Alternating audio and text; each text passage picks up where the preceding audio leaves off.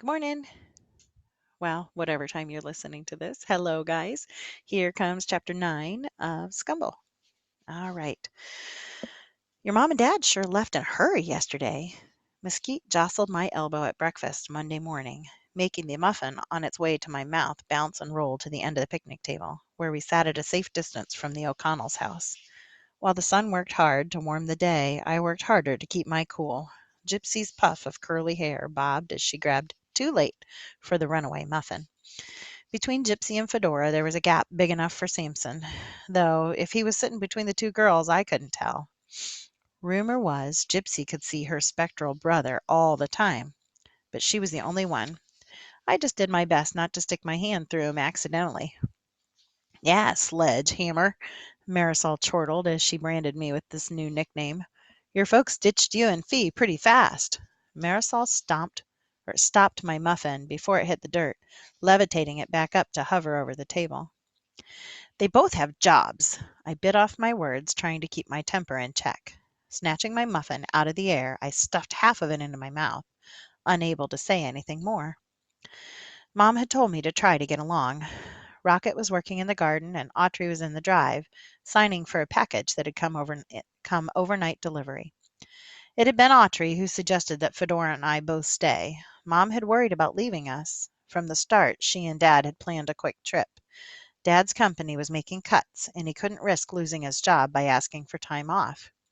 Mom would have quit her job in an instant, risking the risking the mortgage and the car payment, if Autrey and Dad hadn't convinced her that a summer in Wyoming might be good for me, and for Fedora, too. Relax, Dinah. The kids will be fine, Autrey had assured Mom as she and Dad had prepared to leave. How many summers did we spend here as kids? Remember when the Beechams were here with us? We all ran wild, including you. Autrey grinned. This place never did us any harm. You broke your leg here, Autrey, Mom stated flatly. Your collarbone, too. You also fell in the river and nearly drowned before Cam Beecham fished you out.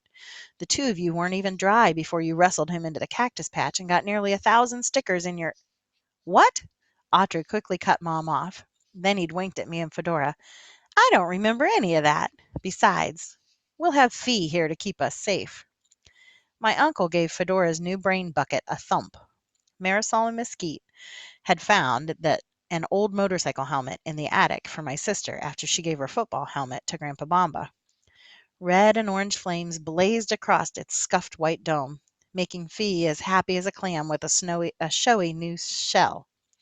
She'd been more proud of yet when she'd learned that she, at 8 years old, was old enough to stay at the ranch, while Tucker, at 7, was not. Mom sighed and Dad grabbed her hand, stopping her before she could reach out to comb my hair flat with her fingers.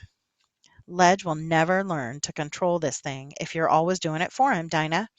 He punched my arm with his free hand as if to say, right, Ledge? I mustered a reluctant shrug, wishing that I could crawl under a rock. A boy's got to fall a few times so he can learn to pick himself back up and put himself back together again. Grandpa Bomba wheezed from his armchair on the porch. Stretched at his feet, Bitsy snuffled at Dad's old football helmet. The helmet wobbled next to Grandpa's chair, still packed full of jar lids, reminding me of all the memories of Grandma Dollop I'd destroyed the night before. Seeing Grandpa fumble through a football helmet full of useless lids was like watching someone eat crackers and call it a cake.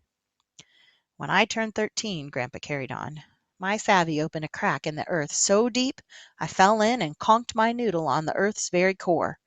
I was nearly a grown man before I found my way back up from the depths and the darkness, and the headache I got lasted for years.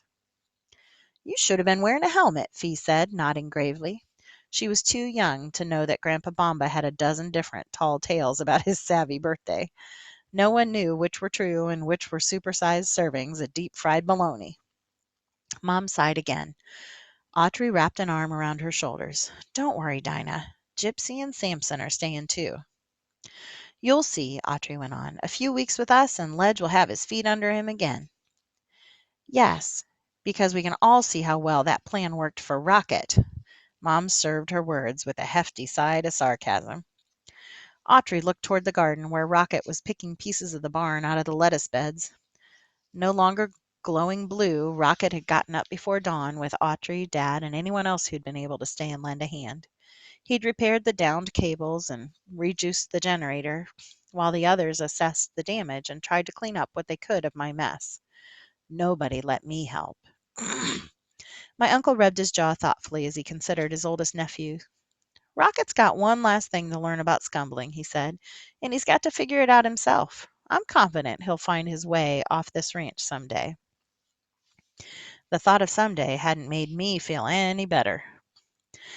Yet, as I sat at the picnic table with the other kids the next day, I realized that there was a bright side to my forced stay at the Flying Cattle Heart.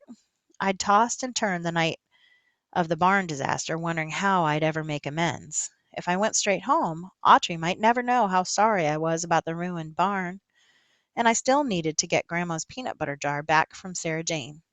Now, at least, I might have a chance to try to fix some of the things that I'd broken. Hey, Ledge, what if your parents never come back for you? Mesquite jabbed my elbow again, clipping the wing of my positive attitude. Marisol forged her features into a mask of concern. If your parents leave you here for good, you'll have to live with Rocket permanently. I hope the two of you can get along. If not, zzzt, she play acted, giving her sister an electric shock, then laughed as Mesquite collapsed against the picnic table with her eyes crossed and her tongue sticking out. You'll be toast, Ledger. Overflowing with mock melodrama, Marisol sniffed, then dabbed her eyes with a paper napkin. I spewed muffin crumbs as a wave of panic hit me. If I ever managed to get home again, I didn't want to show up on the steps of Theodore Roosevelt Middle School, roasted, charred, and extra crispy. The feeling of ants swarming beneath my skin returned, and both of my knees hammered up and down beneath the table. I knew I shouldn't listen to the twins, but that didn't stop unwanted savvy energy from building as I watched their skit depicting my demise, every crackerjacker retort dying on my tongue. I looked from the house to the conservatory, to the windmill, to the trucks in the drive. With a flash forward, I saw everything in ruins. My savvy may not have made me supersonic fast, but it did give me plenty of steam to vent. And until I learned to scumble, there was only one way I could think to do it. I'm going for a run, I said. Okay, that's the end of the chapter.